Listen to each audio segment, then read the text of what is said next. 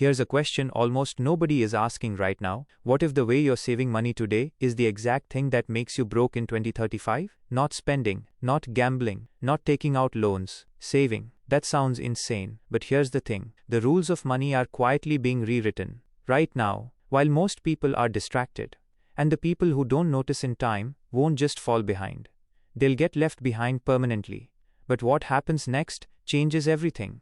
Most people have a plan. Work hard. Save money in a bank account. Maybe put a little in a 401k. Pay off debt. Retire at 65. It feels responsible. It feels safe. And for your parents, it kind of worked. But here's what nobody told you. That plan was designed for an economy that no longer exists. It was built for a world with stable inflation, predictable job markets, and slow-moving technology. We don't live in that world anymore.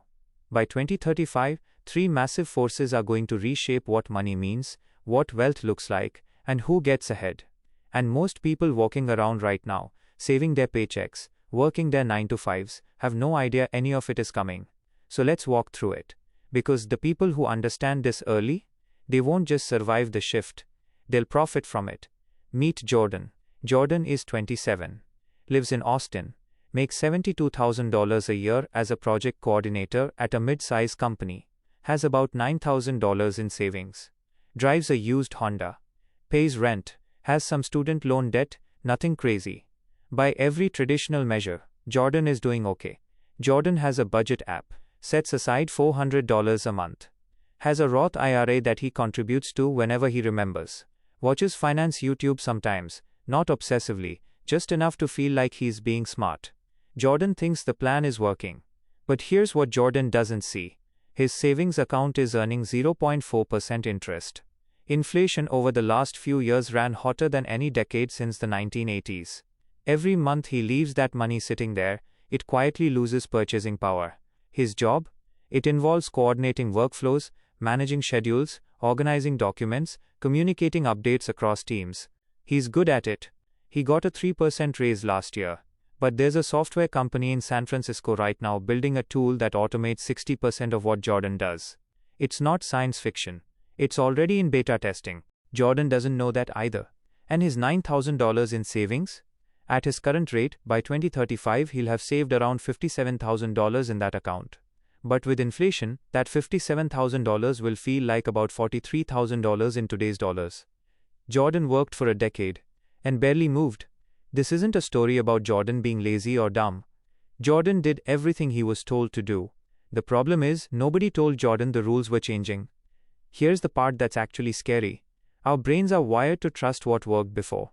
Psychologists call it status quo bias. Basically, if something worked in the past, our brain labels it as safe and stops questioning it. Changing the plan feels risky. Keeping the plan feels comfortable. So when someone says, hey, maybe saving in a low-yield account isn't enough anymore, the brain doesn't say, interesting, let me explore that. The brain says, that sounds stressful, I'll figure it out later. And this is exactly how people get blindsided by economic shifts. They're not ignoring the signs because they're stupid. They're ignoring the signs because their brain is designed to protect the routine. Add to that something called optimism bias, the deeply human tendency to assume that bad things happen to other people, not us. Most people genuinely believe they'll figure it out when the time comes. But economic shifts don't send a warning email. They just arrive. And the window to prepare? It's always smaller than people think. Here's the real truth about money in 2035. It won't look the way you think. Force number 1. AI isn't coming for your job. It's coming for your income ceiling. The threat isn't just that AI replaces jobs. It's subtler than that.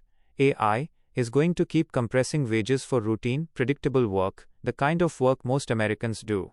Supply of human labor goes up because more people are competing for fewer roles. Wages flatline or shrink. Meanwhile, the people who own AI tools or deploy them, their income explodes. The divide won't be rich versus poor in 2035. It'll be owners versus workers. And the gap between those two groups is going to be wider than anything we've seen in modern history. Force number 2, the money system itself is being rebuilt. Digital currencies, programmable money, decentralized finance. Governments around the world are testing digital versions of their national currencies.